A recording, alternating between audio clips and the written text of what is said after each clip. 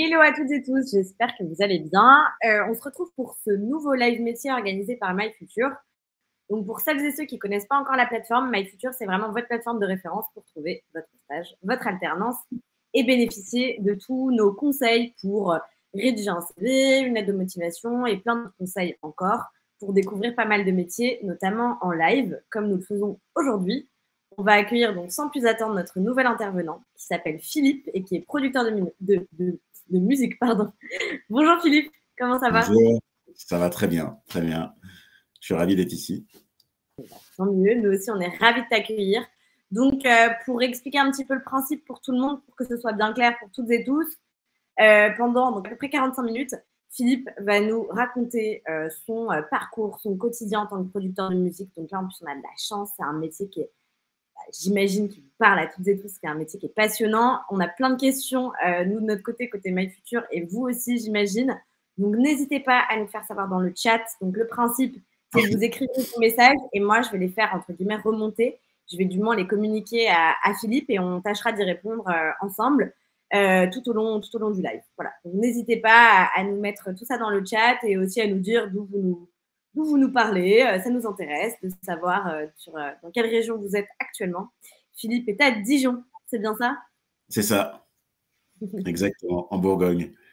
Parfait. Bon, bah écoute, c'est parti. Bah, explique-nous un petit peu en quoi consiste ton métier. Alors, je suis producteur artistique, donc ça consiste en fait à accompagner les artistes, accompagner leur carrière aussi, ou tout simplement à vendre des plateaux, notamment, au sein du label Alphanix Records Music que j'ai créé à Dijon en 2021, en plein Covid, en janvier 2021. Donc, on accompagne les artistes sur la production, bientôt l'édition l'année prochaine, et puis le booking aussi, ça c'est plus pour leur trouver des dates au sein des festivals ou dans des salles aussi, selon le style. Et puis, on accompagne les artistes rock, pop, soul, jazz, métal aussi, et l'année prochaine, j'espère, urbain et puis électro. Super. Bah, en effet, ça fait un panel assez large de styles de musique. Donc, c'est top. J'imagine, je vais poser la question qu'on attend toutes et tous, j'imagine.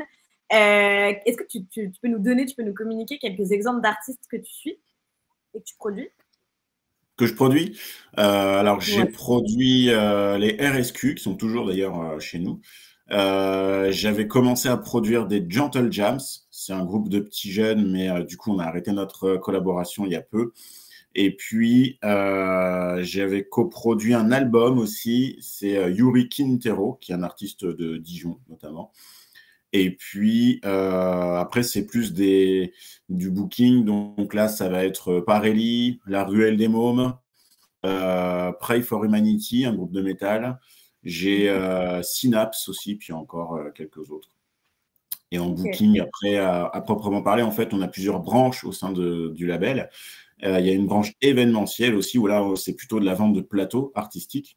Donc là, je peux travailler, en fait, par exemple, avec Marca, qui est le père de Angèle et puis de Romeo Elvis. C'est prévu pour l'an prochain.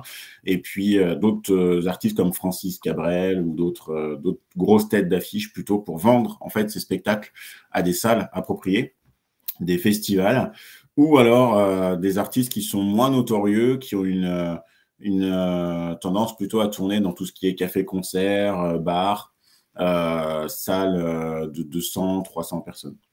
Ok, ça marche. Très, très chouette, très intéressant. Et quand tu dis booking, très concrètement, ça veut dire tu les bookes pour des heures d'enregistrement, ce genre de choses? Non, on les book en fait, c'est simplement leur trouver des dates. On fait la recherche de dates avec l'équipe, donc on est 6. Et puis on trouve des dates, on vend, on propose en fait cet artiste pour cette date, par exemple pour un festival. Et puis ensuite, il y a une négociation qui est effectuée entre l'organisateur et nous pour le cachet, c'est la rémunération de l'artiste. Nous, on prend une commission sur ce cachet. Et puis après, on s'occupe en fait du trajet, de là où ils vont dormir, de l'essence, la nourriture, etc. D'accord. Donc en fait, c'est intéressant parce qu'il y a plusieurs casquettes dans ton métier parce que c'est aussi un petit peu une forme d'événementiel. Tout à fait. Et ben, en fait, tu as l'événementiel. Tu as le juridique, tu as la partie artistique, la partie bah, enregistrement sonore en studio, tout ça. Et puis après, bah, c'est le contact avec l'humain, quoi. Oui, bien sûr. Oui, c'est ça. Au quotidien, j'imagine que quand tu crées une relation de confiance avec un artiste, il y a aussi toute une partie potentiellement conseil, accompagnement. J'imagine qu'une relation peut se créer aussi quand tu t'entends bien avec ces derniers. Donc super, c'est intéressant. Et comment est-ce qu'ils viennent vers toi? Toi, tu vas les chercher, tu découvres des nouveaux talents ou on vient vers toi? Alors en principe, c'est un peu les deux, je te dirais. En principe, moi, je sors souvent, je fais le tour, pas forcément aux mêmes endroits, mais par exemple à Dijon, tu as des bars où il y a, enfin c'est un peu c'est le café des artistes, c'est un partenaire à nous, donc ça s'appelle l'Univers. Il y a le comptoir des bières 2 aussi, où il y a beaucoup d'artistes qui passent. Mais là, tu es plutôt dans des artistes rock, voire métal. Après, tout ce qui est jazz, etc., je vais plutôt aller à Lyon, tu vois, dans d'autres établissements, il y en a un peu partout. À Paris aussi, c'est bourré de bars à jazz. En fait, je vais un peu au feeling, tu vois, pour les chercher. Il y a une technique qui se fait, alors ça, c'est plutôt quand il pleut, donc c'est souvent à Dijon, mais quand il pleut, qu'il y a beaucoup d'orage, bah, tu peux regarder sur Facebook, Internet, même LinkedIn, etc. Donc, il y a ça, il y a le bouche à oreille. Et sinon, en effet, ouais, c'est beaucoup aussi d'artistes qui nous envoient en fait leurs maquettes, leurs EP enfin, par mail ou dans notre boîte aux lettres, tout simplement, au bureau. Et est-ce que ça t'arrive, je ne sais pas, parce que tu parlais des réseaux sociaux, Facebook, LinkedIn, est-ce que ça t'arrive aussi, je ne sais pas, sur Spotify, de découvrir des articles aussi via cette plateforme? Bien sûr. Je ne vais pas la nommer, même si je l'ai déjà nommée. Bien sûr, tu as un module, je crois, qui s'appelle Spotify Boost. Et ça, c'est si tu es artiste, c'est le top, franchement. Tu te mets là-dessus. Et puis, alors, c'est payant. Je crois que c'est 200-300 € à peu près. Et puis, en fait, ça t'aide à te faire une communauté, à te faire voir, à faire découvrir ta musique. Et puis, ça va t'aider aussi à pouvoir accéder peut-être à des maisons de disques ou des labels. Il y a une grosse différence entre les deux. Et puis bah voilà, après, bah, moi, je peux entrer en contact avec des artistes qui sont dessus. Alors, il y a des critères, en fait, aussi.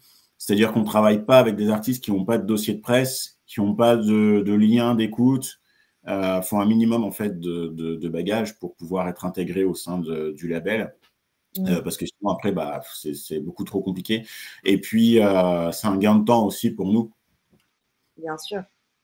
Oui, pour communiquer sur l'artiste, il faut déjà que tu aies, par exemple, je ne sais pas, dans un au moins quelques lignes sur le style, notamment le style musical, sur peut-être l'histoire aussi du groupe, ou du groupe, mais en tout cas, que tu puisses te projeter et avoir un petit peu de matière à communiquer. Plus, bon, évidemment, le lien, tu m'étonnes, il faut aussi quand même savoir ce que font les artistes, c'est quand même important d'écouter. C'est ça, et puis un minimum de date aussi, parce que tu peux pas demander à un artiste d'aller jouer devant même 100 personnes ou 200 personnes du jour au lendemain. Il y a cet effet de trac qui est normal. Il y a la nervosité qui est là, même quand ils ont 30, 50 ans de carrière, tu as toujours un élan de stress, même si à ce moment-là, c'est plutôt positif, mais bon. Et puis sur scène, bah, ça se voit. Quand l'artiste il est stressé, qu'il n'arrive plus à trop accrocher le public. Alors moi, dans mon label, j'en ai pas eu, mais j'ai eu des artistes qui sont venus taper à ma porte et bah, clairement, ils n'étaient pas encore prêts à faire de la scène. Oui, c'est ça. Et toi, est-ce que tu as un rôle à jouer là-dedans pour justement les mettre à l'aise, petit à petit, les faire gagner en maturité, entre guillemets, sur leurs prestations, etc. Comment se comporter. Parce que c'est vrai qu'on peut être très bon musicalement, mais la scène, c'est encore autre chose, quoi. Bah, c'est ça. Il y a la scène, il y a aussi le côté négociation commerciale. Ça, c'est quelque chose qui est primordial. Et la plupart des artistes, quand ils arrivent, en fait, bah déjà, ils savent pas forcément ce que c'est qu'un cachet. C'est la base, c'est leur paye. Et puis ils savent pas non plus comment se vendre auprès des organisateurs, des festivals, tout ça. Donc, il y en a beaucoup qui qu'on a eu l'année dernière, là, qui s'étaient fait avoir. Ils avaient joué gratuitement ou alors ils avaient joué pour 100, 200 euros, alors qu'en fait, la rémunération minimale, elle était à 500, tu vois. Donc, il y en a plein qui savent pas ça. Et puis après, tu prends de la cote. Plus tu joues, plus tu as de la cote. Plus tu as de la cote, plus tu as une valeur ajoutée, ce qui est la chose fondamentale dans n'importe quelle entreprise, dans n'importe quel commerce. Et je dirais même en dehors, en fait, dans le privé, si tu n'as pas de valeur ajoutée, bah, tu vaux rien, entre guillemets, quoi. Ouais, il faut essayer de trouver ton point de différenciation, par exemple, au sein d'un style, etc. Enfin, essayer de démarquer un petit peu, j'imagine. Surtout que dans des styles musicaux, là où, enfin, je sais pas, peut-être que je me trompe, mais là où il y a énormément de concurrence, tu parlais de la musique urbaine, j'imagine que tu entendais potentiellement le rap. C'est vrai qu'il y a énormément d'artistes de plus en plus, et donc pour se différencier, c'est quand même un sacré taf, quoi. Ouais, il y en a de plus en plus. Après, il y en a beaucoup, comme toutes les variantes, hein, il y en a beaucoup qui font la même chose. Ouais. C'est dommage. Il y en a beaucoup qui font la même chose et pourtant, bah, il y a tellement à exploiter et puis tellement à faire que du coup, voilà, mais c'est aussi la facilité, hein, de faire la même chose. Si tu le fais bien, ça t'empêchera pas de décoller, quoi. Mais ça reste la même chose que ce que ton voisin il a pu faire. Ouais. Oui, donc c'est quand même plus intéressant de pouvoir se démarquer. J'ai deux questions. Là, on va revenir juste sur deux notions que tu as évoquées tout à l'heure. De maison de disque et de label. Tu as dit qu'il y avait une grosse différence. Peux-tu nous expliquer la différence? Ouais. Alors, nous, on est un label. Pourquoi? Parce qu'on est un label. Alors, on frôle la maison de disque. On frôle la maison de disque. Pourquoi? Parce que en tant que label, en fait, on fait de la production artistique, production de spectacles aussi. On fait du booking et on fait bientôt de l'édition. Enfin, je dis bientôt, c'est dans un an, fin 2023. Et puis, le but, c'est d'arriver en fait un jour au niveau d'une major. Les majors, ce sont des maisons de disques. Les maisons de disques, c'est clairement, tu es artiste, tu vas chez Universal, tu as Universal, Sony, même Vagram, c'est une major aussi, tout ça. Et puis, tu vas là-bas, tu poses ton album, tu as un producteur qui va t'appeler avec beaucoup de chance, et puis il va te dire, voilà, on te signe ta carrière. Et eux ne font que ça, en fait. Ils font ça. Après, ils font aussi parfois de la distribution. Mais tout ce qu'ils font, ils passent par des prestataires pour le faire. Alors, ils peuvent passer par des labels aussi, tout à fait. Mais ce qu'ils vont te dire surtout, c'est que bah, tu vas avoir une équipe de plusieurs personnes, une grosse équipe juste pour toi, ton groupe, que tu sois 5 ou 6 ou tout seul. Par exemple, un mec tout seul comme Christophe Mahé, je pense qu'il a, à mon avis, 20-25 personnes avec lui au quotidien, quoi. Et ces gens-là, ils travaillent indirectement pour toi. C'est-à-dire que pour trouver des dates, eh ben, tu vas devoir faire appel à un tourneur. C'est un mec qui trouve des dates. C'est un mec qui a des emmanches avec tous les festivals, toutes les salles, tous les lieux où tu es à même de jouer. Et il va les contacter pour toi. Il va vendre, en fait, ton spectacle. Ça, c'est un tourneur. Par exemple, en tant que tourneur, vous avez Gérard Drouot Productions. Ça, c'est un tourneur. En France, c'est un des plus gros, un des plus connus. Alors, il y en a d'autres après, hein. Et puis, tu vas avoir aussi l'accompagnement. Tu vas avoir un coach à disposition, un coach vocal, un coach scénique. Mais tout ça, si par exemple, tu es chez Universal, c'est Universal qui te le met à disposition. Ok. Un label, en fait, c'est un peu plus artisanal, je dirais. C'est-à-dire qu'il prend ses propres moyens, ses propres fonds. Généralement, il passe par des subventions. Alors, nous, ce n'est pas le cas. Mais il passe par des organismes et puis après, voilà, il paye avec son argent à lui bah, la promo d'un album, etc. Il va faire, enfin, tu fais tout, presque tout, en tout cas, toi-même, en tant que label. Ok. Et du coup, j'imagine que si tu veux dire, les gens avec qui tu travailles dans une maison de disque, on t'impose potentiellement, c'est une question, je ne sais pas, hein, mais on t'impose dans une maison de disque, on t'impose les personnes avec qui tu vas travailler. J'imagine que dans un label, tu peux un petit peu plus choisir, c'est ça ou pas? C'est ça, c'est exactement ça. Dans une maison de disque, on va te dire bah, tu joues à telle date, tu as tant de dates à faire. Alors ça aussi, en tant que producteur, moi aussi, je le fais, mais je vais te dire, par exemple, tu as un album par an à faire. Si tu les fais pas, bah, après, c'est un peu conflictuel, très conflictuel. Et puis, tu vas avoir aussi, bah, telle heure, ta répétition, telle heure, tu as ci, telle heure, tu as ça. Alors, ça, en label, on l'a. Après, on n'impose pas forcément les heures des répétitions ou le nombre d'heures, tu vois. Les RSQ, par exemple, ils ont 3 heures de répète à faire par semaine, mais je ne leur impose pas le jour ni l'heure.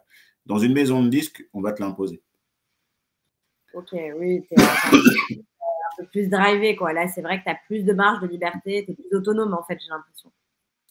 Ouais, bah, tu es plus autonome et puis moi, je laisse le feeling faire, c'est-à-dire que les membres de l'équipe, selon le style des chansons, des artistes, de la musique, peu importe, qu'ils aiment bien, en fait, c'est une sélection naturelle, c'est-à-dire que, par exemple, Inès va me dire, ah bah, je veux plutôt travailler avec tel ou tel groupe, donc là, elle s'occupe des RSQ. Lina, la responsable, elle va me dire plutôt Pray for Humanity, etc., etc. Mais chacun fait son petit truc. Après, moi, je suis juste le chef d'orchestre. Finalement, si tu veux, je vais dire, bah voilà, il y a un objectif, c'est d'arriver à tel chiffre, tant de groupes par an. Cette salle, il faut absolument qu'on envoie des groupes là-bas, etc., etc. Il y a plusieurs objectifs. Et puis voilà, le but, c'est d'y arriver, quoi. Ok, ça marche, très clair. Alors attends, je vais juste remettre un petit peu mes yeux sur le chat parce que j'ai vu une question depuis. Alors, il y a Mikado qui nous demande s'il vaut mieux faire des études dans la musique ou dans le commerce pour être producteur. Qu'est-ce que tu en penses? Waouh. Alors, Mikado, écoute, moi j'ai fait des études dans la restauration à la base. C'est-à-dire que j'ai appris à découper un poisson, clairement, et puis à servir du vin correctement, à différencier le vin rouge du vin blanc du vin rosé, tu vois. Et puis voilà. Mais sinon, j'ai pas fait d'études à proprement parler dans le commerce. J'ai pas fait d'études dans la prod. En fait, alors après, ça, c'est moi, c'est mon fonctionnement, c'est pas forcément le meilleur, hein. Mais j'y suis allé comme ça. Je me suis dit, je veux être producteur. On m'a dit, bah voilà, il faut que tu aies de l'argent, un artiste et puis un réseau. J'ai trouvé l'argent, j'ai trouvé un artiste. J'avais déjà un petit réseau à Dijon. Et puis voilà, je me suis lancé comme ça. Après, en effet, alors j'y suis pas allé non plus sans connaissance. J'ai quand même fait des mises à niveau. J'ai fait une formation qui était au niveau d'une licence, d'un master. C'est la formation PEAS, une formation de producteur à succès qui n'existe plus depuis un mois, malheureusement, mais c'est Tariq Amish qui m'a formé. Et puis, je me suis rapproché en fait de gros producteurs, des grosses maisons. J'ai été, euh, j'ai été visiter des studios à Paris, tout ça. Et puis, bah voilà, après, j'ai appris comme ça sur le tas. Donc, le mieux, en fait, je pense que c'est effectivement d'apprendre à vendre, de savoir qu'est-ce que je peux vendre, à qui je peux vendre, voilà. Parce qu'on a du merch aussi. Alphanix, c'est une marque. On a du merch, on vend des casques, des vêtements, des sacs et toutes sortes de produits. Mais on a aussi les artistes. Et si tu ne sais pas vendre, tu ne sauras ni vendre tes artistes, ni tes spectacles, ni ton merch. Et après, bah voilà, avoir un rapport à la musique. Moi, je suis passionné de musique, je respire musique, je mange musique, je dors musique. Enfin, et pour le coup, bah, je peux parler de musique pendant des jours, des semaines, des mois même. Et voilà, c'est vraiment une passion que j'ai. C'est pas juste parce que j'aime la musique. Donc ça, c'est très important. Et du coup, bah, est-ce que tu es musicien d'ailleurs? Toi, de ton côté, est-ce que tu joues des instruments? Tu chantes? Je te pose la question. Alors, je joue de la guitare. J'ai jamais été dans un groupe en tant que guitariste, mais je joue de la guitare. J'ai appris à 14, 12, 13, ouais, 13, 14 ans. Et sinon, ouais, je chante du jazz. Génial. Ok, trop bien. Trop, trop chouette. Pardon, j'ai un chat dans la gorge. Et toi aussi, c'est la maladie. Ok, ok, bon, bah, hyper intéressant. Après, on avait une autre question de Chantal, une question hyper intéressante qui demandait comment tu sais si une personne peut faire une carrière? Ben, Chantal, je te dirais que tout le monde peut faire une carrière. Il n'y a rien d'inaccessible. Et clairement, Il n'y a pas de limite, surtout en ce moment dans une ère 3.0, je dirais. Maintenant, avec le marketing, tout ça, tu peux arriver à des bons logiciels, autotune et tout ça. Donc, n'importe qui peut faire une carrière. Après, il y a carrière et carrière. C'est-à-dire que celui qui veut chanter, par exemple, celui qui veut chanter, bah, prends ton micro, apprends à chanter, ce qui est très dur, et puis va faire des buffs. Les buffs, c'est quand tu vas dans les bars et tout, tu as plusieurs artistes qui passent. Moi, je vais souvent voir des artistes comme ça. Il y a beaucoup de producteurs qui font ça aussi. Et puis, ben voilà, tu verras un peu, tu auras le retour du public. Et comme les gens, ils savent que tu n'es pas encore professionnel, ils ne vont pas te descendre, ils ne vont pas te juger. Mais il faut bien te dire aussi que ben, quand tu es aux premières loges comme ça, les gens, ils ne te feront pas de cadeaux. Tu auras toujours des critiques, même si tu chantes très, très bien. Et même si tu chantes mal, tu auras des gens qui diront que tu chantes bien. Tu vois, c'est un peu paradoxal. Et après, ben, je pense qu'à partir du moment à la place d'un artiste, si tu vois des gens qui commencent à taper du pied et puis à danser un peu sur ta musique, bah après, ça suit, quoi. Tu as tout gagné. Peu importe que les paroles, elles racontent ta vie ou des choses plus ou moins importantes. Ce qui compte, c'est que les gens, ils bougent, quoi. Oui, c'est ça.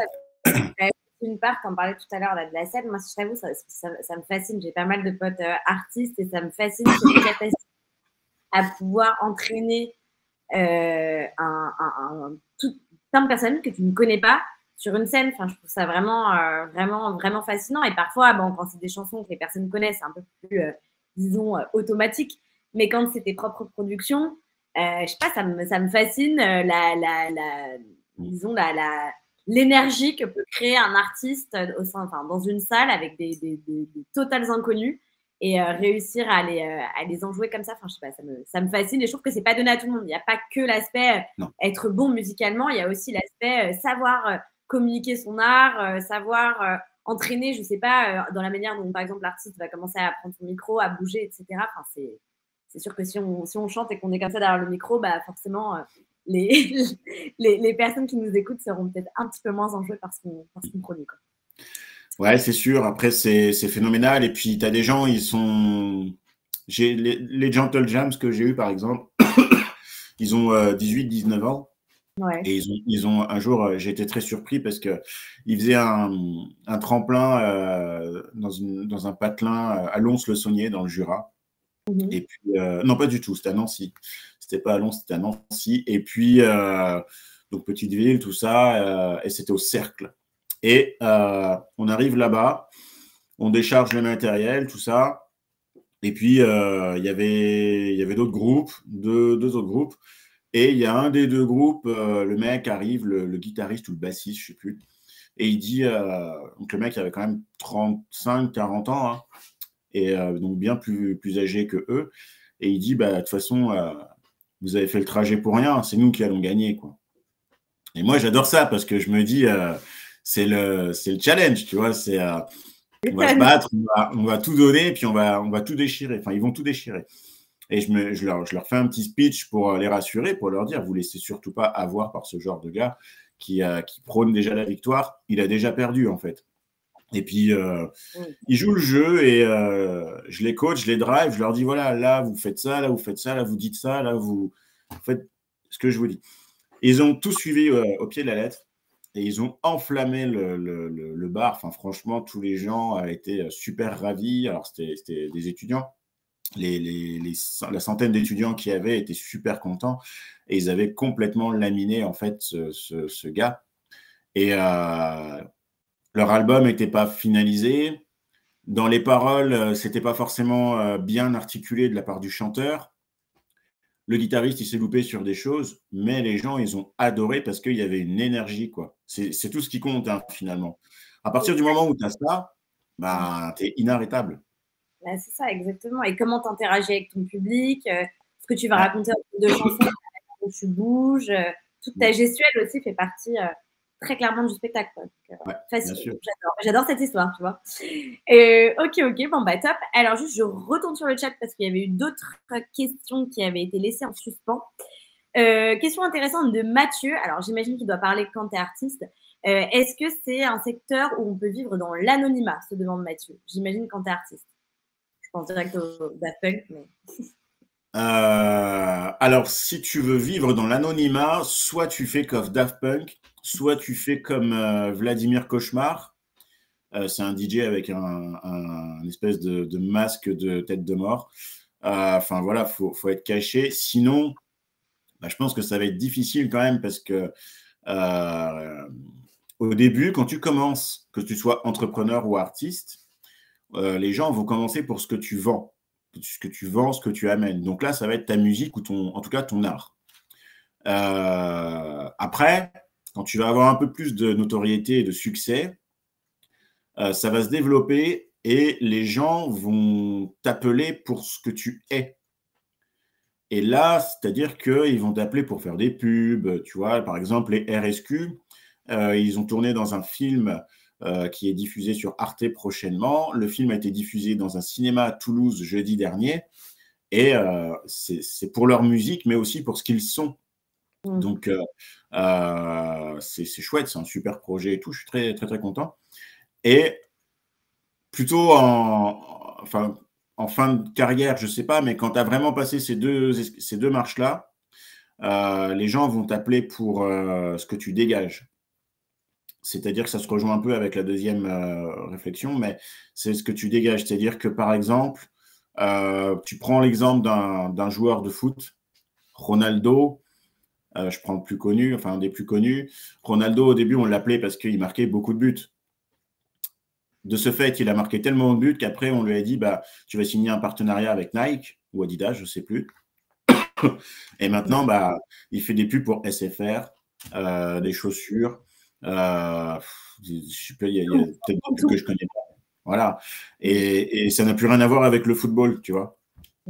Donc, si tu restes dans l'anonymat, tu risques peut-être de te fermer tout ce genre de porte qui te fera gagner ta vie aussi. Et je pense que c'est peut-être un peu dommage si tu es dans l'anonymat. Après, pour être dans l'anonymat, dans l'industrie de la musique, il y a d'autres métiers. Tu n'es pas obligé d'être artiste. Il y a beaucoup de choses et c'est quelque chose sur lequel on travaille aussi. J'ai créé une association pour ça parce que malheureusement, à l'école, on t'apprend à jouer au foot, on t'apprend à un peu le rugby, le basket, on t'apprend à courir, on t'apprend à compter, à écrire et tout ça. Bon, bah, heureusement. Mais on t'apprend rien au niveau de la musique. Enfin, en tout cas, moi, quand j'y étais, je me souviens, on faisait de la flûte, du triangle, et puis on chantait, quoi, tu vois. Mais on t'apprend pas clairement ce qu'il y a derrière. C'est-à-dire, par exemple, probablement qu'à votre âge, à vous tous qui nous regardez, vous vous dites, bah, quand je vais à un festival, je vois un groupe de musique. Dans ce groupe de musique, ils ont mis le feu sur scène, etc. Très bien. Mais en fait, derrière, il faut dire qu'il y a un ingé son. S'il n'y a pas d'ingé son, il n'y a pas de festival. Il y a le régisseur. Le régisseur, c'est pareil. S'il n'y a pas de régisseur, il n'y a pas de projet, clairement. Et puis, tu vas avoir le producteur qui finance. Donc, ça va être moi, par exemple. Dès que l'artiste il va demander quelque chose ou autre, c'est aussi à mon équipe de s'assurer qu'il a bien tout ce qu'il faut pour chanter correctement. Alors, après, il y a les caprices d'artistes, mais ça, c'est autre chose. Et puis, tu vas avoir aussi l'ingé son pour enregistrer ton album en studio, par exemple. Et là, c'est des mecs, ce sont des génies. Clairement, faut faire des études. Et puis, tu t'éclates, mais c'est un métier qui est très, très bien payé, qui en demande. Et puis, tu t'éclates, quoi. Par exemple, ingé son, moi, je connais Ludovic Tartavel, qui est du studio de la Grande Armée. Il a bossé là sur l'album de Orelsan, Booba. Là, je l'ai vu sur Instagram. Vous pouvez aller voir. C'est le studio de la Grande Armée. Il a bossé sur plein de compos. Il a bossé sur le dernier album de Star Wars aussi, Hans Zimmer. Enfin, tous les gros chefs-d'œuvre, quoi. Et lui, bah, il est dans l'anonymat plutôt. Moi, alors les gens à Dijon, comme c'est une petite ville, tout ça, je suis un peu enfin, ils me reconnaissent. Et puis, comme j'ai bossé du coup en restauration bien avant, ils me reconnaissent aussi. Mais j'aime bien avoir ce côté un peu rester dans l'ombre. Donc, dans l'anonymat, tu as aussi d'autres métiers que artiste.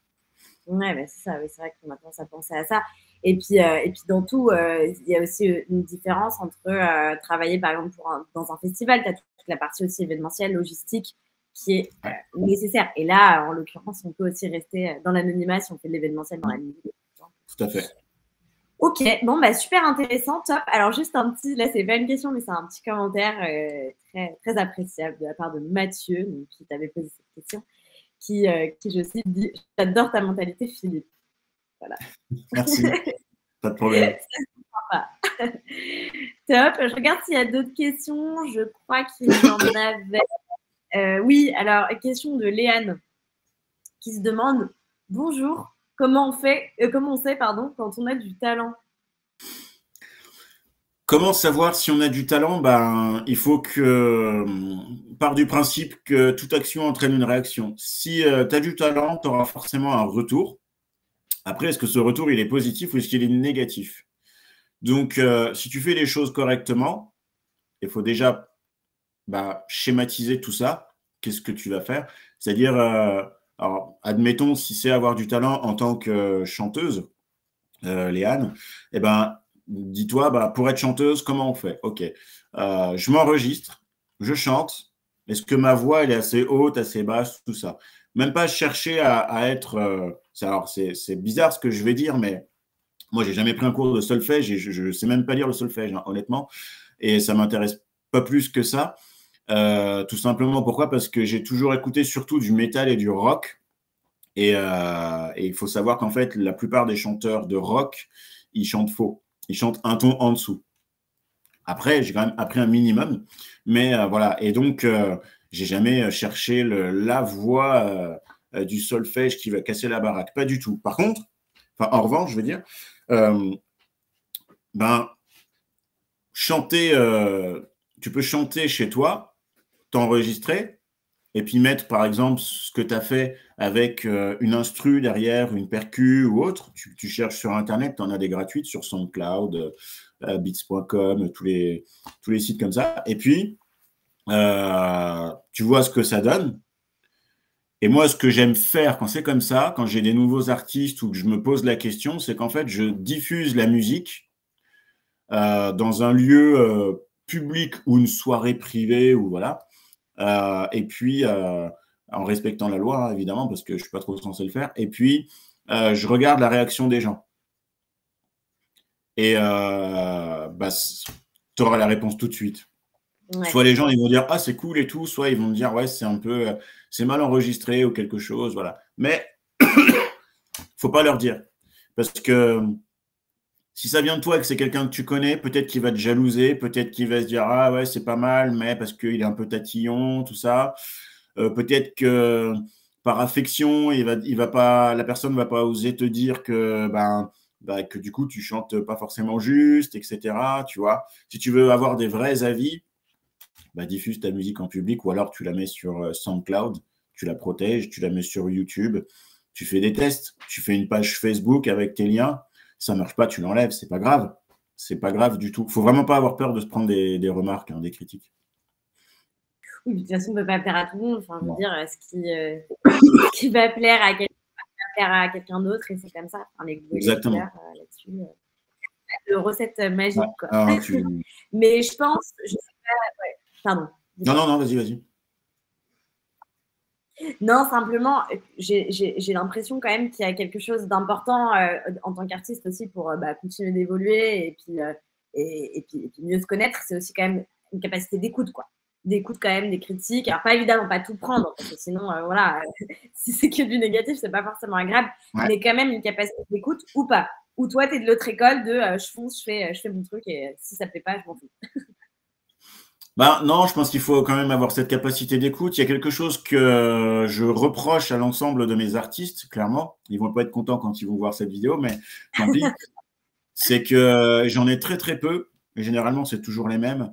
J'en ai très, très peu qui vont voir les concerts des autres artistes.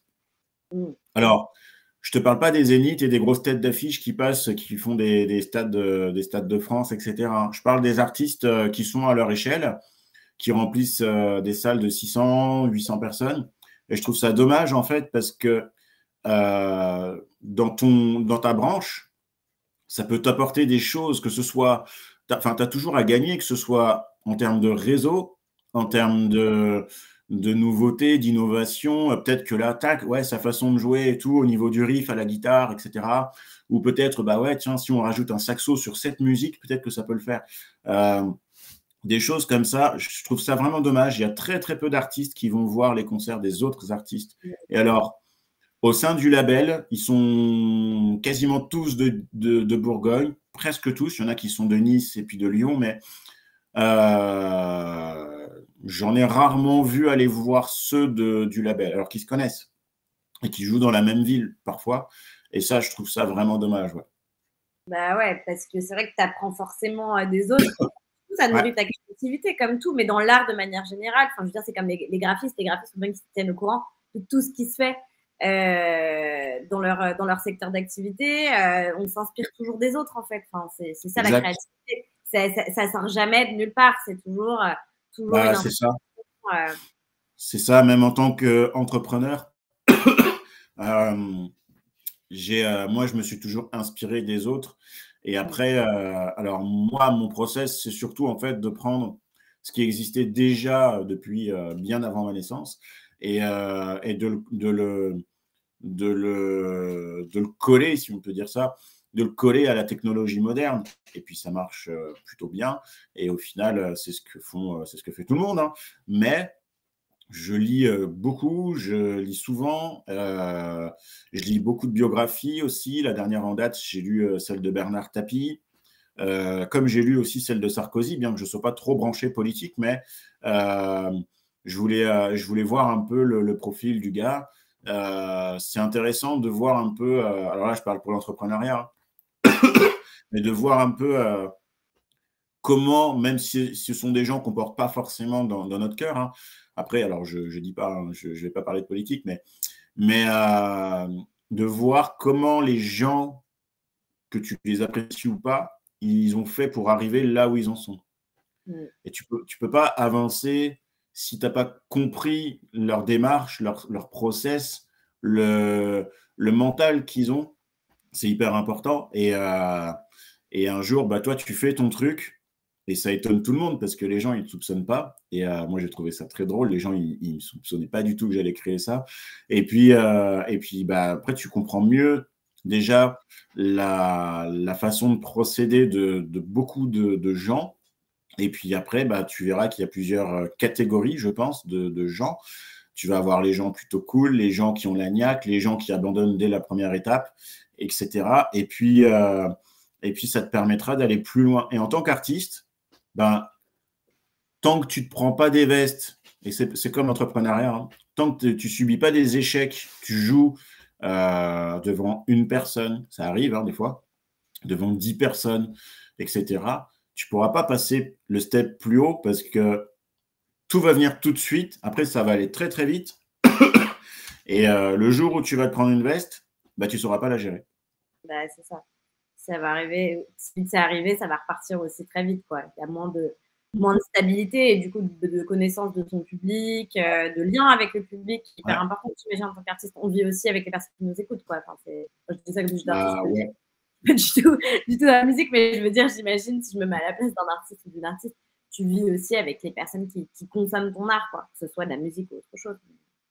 Ouais, il faut faire très attention et justement, bah, par rapport aux jeunes qui posaient sa question tout à l'heure sur le fait d'être un peu discret, sur la discrétion, bah, c'est pour ça que c'est bien d'être discret. C'est pour ça que moi, je suis très bien à ma place, de rester un peu dans l'ombre, mais c'est surtout aussi que alors moi, j'habite plus à Dijon.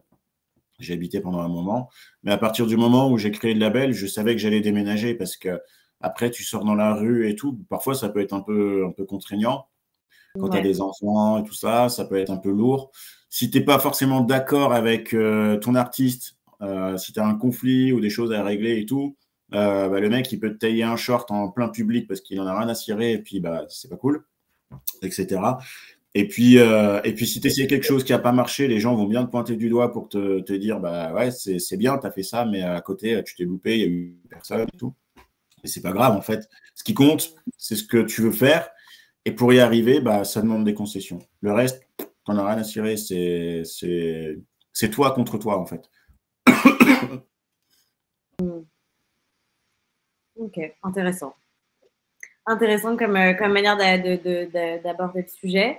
Je suis assez alignée, pour être honnête.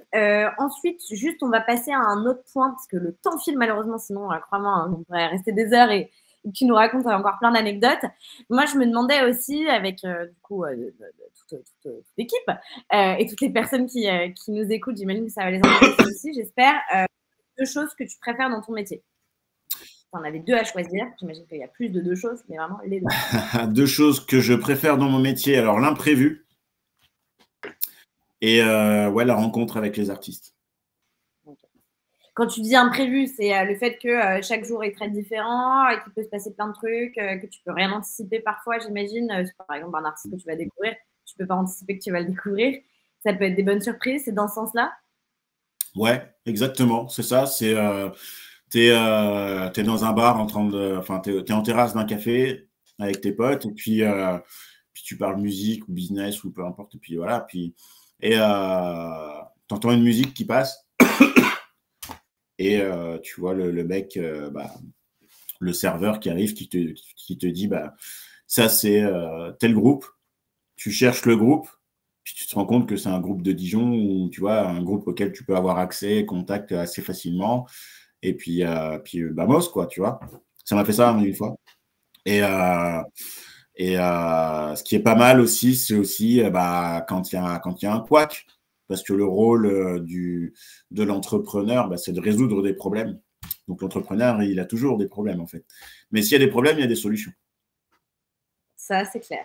Et ça fait partie aussi du jeu, quoi. Ouais. Exact. Ok, super. Et du coup, bah, dans l'autre sens, quelles sont les 2 choses que tu aimes un peu moins dans ton métier? Alors, une chose que j'aime moins, c'est l'imprévu aussi. Et puis, je trouve que les majors prennent beaucoup de place.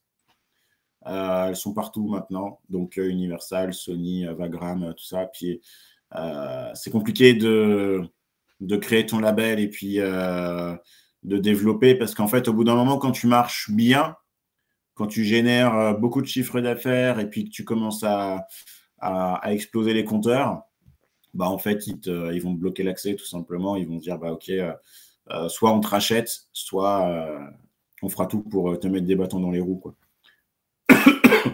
Ouais, bon, moi, j'en suis pas encore là, mais je sais qu'un jour ou l'autre, enfin, je pense qu'un jour ou l'autre, ça arrivera parce que on est en pleine expansion et en un an, ça allé très, très vite.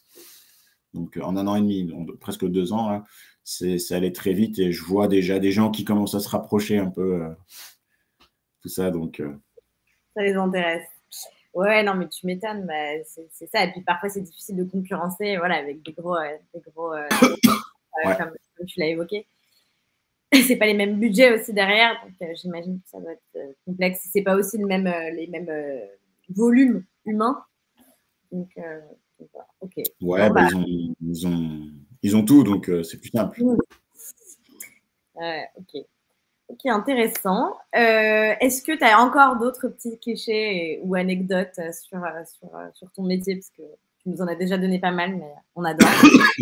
Avec plaisir. Alors, le premier cliché qui me vient, c'est que les gens pensent que quand on a un label, qu'on est producteur, on roule en limousine et puis qu'on fait des millions d'euros, des millions de dollars, et puis qu'on côtoie beaucoup de stars, mais c'est pas ça. Désolé les gars, au risque de vous décevoir, c'est pas ça. Alors c'est vrai qu'on a une belle vie quand même, on va pas se mentir, mais on côtoie pas tous les jours des stars, des fois ouais, et on roule pas tout le temps en limousine non plus. Si jamais il y en a qui vont voir mon Instagram, bah, vous verrez que j'ai une vie plutôt simple. C'est un Instagram plutôt pro, hein. Voilà, mais voilà, c'est une vie simple. Après, le rôle du producteur, c'est surtout de rester dans l'ombre et d'accompagner les artistes et de promouvoir la musique. d'organiser tout ça, de faire attention à la loi, de faire attention aux conventions, etc. Et puis après, un autre cliché, anecdote. En anecdote, une fois, j'ai un artiste qui osait pas trop me regarder dans les yeux. Et au bout d'un moment, je l'ai secoué un peu et puis je lui ai dit, parce que moi je suis assez brut de décoffrage, et je lui ai dit, écoute, mets-toi à l'aise, t'inquiète pas, ça va bien se passer, hein. Et en fait, il me dit, bah, du coup, dans la conversation, il me dit, bah, du coup, est-ce qu'on part à Lyon et tout? Je dis, ouais. Il me dit, bah, est-ce qu'il y a moyen de monter dans l'hélicoptère? Voilà. En gros, c'était ça. Il pensait que j'avais un hélicoptère pour me déplacer. Donc non, je n'ai pas d'hélicoptère pour me déplacer. Je prends ma voiture ou le train, comme tout le monde. Oui, en effet. Non, mais surtout un hélicoptère, quoi. Enfin, toujours plus. Ouais, mais parce que bah, voilà, les gens, ils te voient en tant que producteur, ils se disent, il a un gros cigare, il est dans sa tour d'ivoire, et puis voilà. Alors, ça existe, hein, aux États-Unis et tout, c'est le cliché, mais non, non, c'est pas le cas. Là, on est en France, et puis les producteurs français sont plus simples, plus cool. Et voilà, après, même je pense que le producteur chez Universal en France, le directeur d'Universal en France, est plutôt quelqu'un de simple et de plus, enfin, de moins bling bling, si je puis dire, tu vois. Oui, c'est ça. Peut-être moins de paillettes, quoi. Ouais, Ok. voilà. Intéressant, intéressant, intéressant. Mais c'est vrai quand même, hélico, j'aurais pas imaginé, tu vois. Ouais, on m'a demandé ça, ouais. Ça me fait rire. Ok, alors du coup, on va passer à la conclusion avec une petite carte d'identité en 2 minutes de ton métier pour un petit peu résumer tout ce qu'on s'est dit. Mais non, je garde cette question enfin, il y a une question qui m'a intéressée dans le chat, mais je la garderai pour après. Ça peut être une bonne conclusion. Alors, donc, est-ce que tu fais des déplacements professionnels? Tout le temps. J'imagine. C'était une question. Tout le temps, je vais à Lyon. Ouais, je vais souvent à Lyon, Paris, la Suisse, et puis l'année prochaine, Dubaï, enfin un peu partout dans le monde, New York aussi, et Londres l'année prochaine. Chouette. Des beaux déplacements qui pourraient aussi se conjuguer avec un petit bout de voyage, j'imagine, même si c'est pour l'aspect professionnel. Si tu peux quand même aussi en profiter pour découvrir les villes, c'est chouette. Très bien. Tes horaires, des horaires de bureau classique, tu travailles les week-ends, les jours fériés, tu as des vacances. Alors, je travaille constamment. Je travaille à peu près de 7h à 22, 23h, ça dépend, tous les jours. Je m'octroie le mercredi matin pour les enfants. Et puis sinon, je fais une pause éventuellement le dimanche, éventuellement, pour la famille, je suis chrétien, donc je vais à la messe, pour aller voilà, à l'église le dimanche matin, tout ça. Et puis voilà, c'est tout. C'est vraiment, pour l'instant, c'est comme ça. Après, parfois, bah, comme j'ai une équipe de 5 personnes, parfois je prends 2 jours pour rester chez moi, bloqué chez moi, mais je travaille quand même. C'est juste que je travaille de chez moi, c'est un peu plus souple, quoi. Ok, très bien. Bon, le relationnel, on en a déjà parlé. En solo ou avec une team? Une team. Forcément. Tu les évoquais tout à l'heure. Les rémunérations, alors juste parce que ça est toujours quand même un sujet qui intéresse tout le monde. Hein. Pas que, mais voilà, ça fait quand même partie du package, disons. Est-ce que tu pourrais nous donner une fourchette plus ou moins approximative de ton niveau de rémunération quand tu as commencé le label et aujourd'hui? Oui, bien sûr. Alors, quand j'ai commencé le label, il faut savoir que, je raconte brièvement, je pensais créer une auto-entreprise. Donc, je pensais me payer en fait juste avec un groupe, les RSQ, et booker les RSQ, faire leur prod, et puis voilà, bah, me dire, voilà, je vis comme ça. Mais très vite, j'ai dû prendre une community manager. Cette community manager, après, m'a fait des templates, elle a bossé sur le site, etc. Et ça a été un succès. Et en fait, j'ai été un peu victime de ça parce que finalement, je me suis dit, ça ira pas du tout en en auto-entreprise, donc je vais faire une EURL. Donc, je suis seul associé de la boîte. Et par rapport à mes projets suivants. De ce fait, par rapport à mes projets suivants, je me suis dit qu'en fait, en rémunération avec les RSQ et tout, je ne pourrais pas en vivre avant 1 an et demi, 2 ans, clairement. Faut savoir qu'en investissement, j'ai mis 25 000 € pour créer ma boîte, donc ce qui n'est pas grand-chose. Ça paraît beaucoup, mais ce n'est pas grand-chose. 25 000. Et en termes de chiffre d'affaires, je pensais faire en auto-entreprise 120 130 000. Et en fait, avec tout ce qui s'est passé, le Covid, etc., mais aussi le succès d'Alphanix, c'est-à-dire de prendre des groupes, de prendre des salariés. Je n'avais pas prévu de prendre des salariés du tout et d'agrandir l'équipe. En fait, maintenant, on est plutôt sur un chiffre d'affaires de 1,5 million, 1,5 million. Pour le coup, tout est allé très vite, mais même si on vit ce chiffre d'affaires-là, à l'heure actuelle, je ne me paye pas du tout. Je gagne 0. Donc, à proprement parler, si jamais je devais me dégager un salaire avec les RSQ ou autres, je ne pourrais pas prendre plus que 1 500, 1 200 € pour ce groupe parce que c'est leur début, même s'ils ont du succès, qu'ils ont fait un film et tout. Et après, moi, j'aurais plus tendance à me payer en dividendes, c'est-à-dire 1 à 2 fois par an et non pas tous les mois. Et après, cet argent, en fait, je le réinjecte dans d'autres investissements, d'autres sociétés que j'ai et je me rémunère comme ça. En fait, je n'ai pas de salaire mensuel, c'est plutôt des dividendes. Je me paye 1 fois par an, quoi. Okay. Mais un producteur, ça... après, sinon, pour une major, il gagne 5 6 000 € à Paris. Un producteur avec une bonne carrière, je pense qu'il est à 9 10 000 € à Paris. Hein. Après, si tu es producteur et que tu crées ton label et tout, tu peux gagner des millions d'euros. Voilà, il faut bosser, il faut que tes artistes ils gagnent en notoriété, que tes artistes ils gagnent en images, qu'ils soient connus, tout ça. Et plus tu as, je te dis, plus tu as de la valeur ajoutée, donc une fanbase, des gens qui te suivent et tout ça, plus tu vas gagner en fait. Maintenant, ça fonctionne comme ça. Ok, top. Juste des langues étrangères, le reste, on a évoqué. Mais est-ce que les langues étrangères, moi, ce que je recommande, ça va être plutôt de parler anglais. Et puis, je parle anglais, espagnol. Après, franchement, anglais, c'est bien. Le chinois, ça peut être pas mal aussi. Alors, je ne parle pas du tout chinois, mais si tu parles chinois, tu peux arriver à faire des super coups. Parce qu'en Chine, ils adorent la musique européenne, américaine et tout ça, la musique du monde. Et puis, ils organisent des tournées de concerts.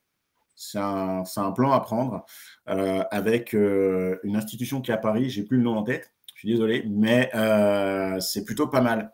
Et comme les Chinois sont vachement plus nombreux, du coup, vous gagnez beaucoup de vues. Ok, intéressant. Bon, go pour parler des langues étrangères alors. Super. On va juste conclure avec une question. Je me suis dit que c'était pas mal. Donc, la question de Mathieu, toujours, qui se demande si tu penses faire, en tout cas toi, ce métier toute ta vie, ou si tu aimerais potentiellement... Pardon, le fond est tombé. C'est les aléas du live. Le fond n'était pas très bien attaché, apparemment. Pardon, du coup, je reprends le fil de ma pensée. Donc, Mathieu se demandait si tu vas faire ce métier toute ta vie ou si tu t'intéresses à d'autres secteurs. Alors, moi, je suis entrepreneur et je travaille dans ce que j'aime, dans ce qui me passionne. Et ce qui me passionne, c'est la musique. Il n'y a pas beaucoup de choses. Hein. Il y a la musique, le sport, la gastronomie et les voitures, les supercars, hein, j'entends tout ce qui est Formule 1, tout ça.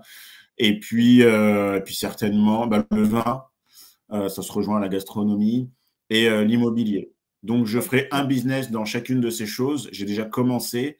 Là, le prochain business que je suis en train de mettre en place, c'est plutôt des formations pour permettre aux gens de devenir producteurs, de devenir, de bosser dans l'industrie de la musique.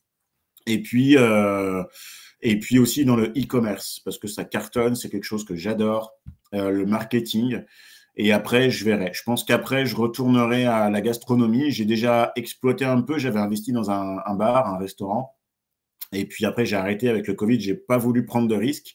Mais voilà, c'est des choses, je pense qu'il faut faire ce que tu aimes à fond et pas se priver des casquettes que tu peux avoir sur toi. Si tu as plusieurs cordes à ton arc, eh ben, utilise-les. Je pense qu'on n'aurait pas pu mieux conclure. Merveilleux. Et merci beaucoup, Philippe, pour ces conseils, anecdotes. Enfin, vraiment, super live. J'étais très, très contente de te recevoir aujourd'hui. Et puis, merci à toutes et tous qui ont suivi ce live depuis votre salle de classe, depuis chez vous. Je ne sais pas. En tout cas, merci beaucoup pour vos questions, pour votre participation, pour votre engouement. Et je vous dis à très vite pour un nouveau live. Je vous invite à aller sur la page MyFuture, enfin sur la page sur laquelle vous êtes, et sur l'onglet live pour retrouver tous les prochains lives. Là, vous allez voir déjà le prochain est demain et c'est un peu un truc de fou, c'est inédit. On va faire un stream intéressant avec le streamer, pardon, je vais y arriver, ma phrase n'était pas du tout logique. C'est le fond m'a vachement troublé.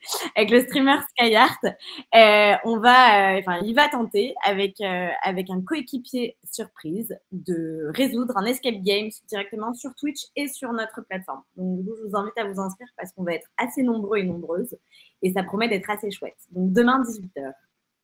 Voilà, merci beaucoup. Merci à vous, Philippe. avec plaisir, c'était top.